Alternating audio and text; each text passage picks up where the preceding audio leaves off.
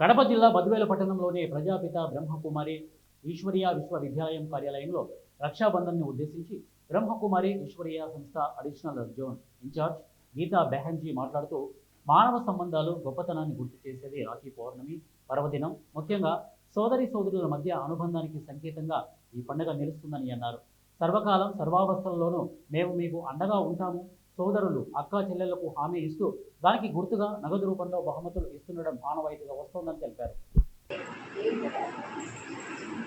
అదే అంటే ఇంతగా భోగ భాగ్యాలు ఆహారం అవేవి పనికిరావు.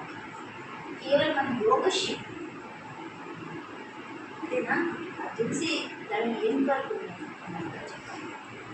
అదే మన గోడు ఉండేదా కాదు కదా, అవునా కదా?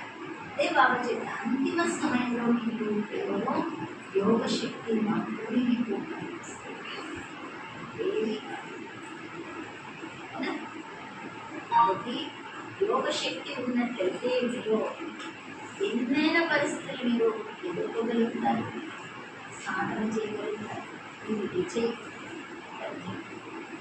ఎందుకంటే ముందు చూస్తుంటే అనేక రకాల సమస్యలు వస్తున్నాయి. కూడా ప్రాక్టికల్గా మీరు చూస్తున్నారు, వింటున్నారు.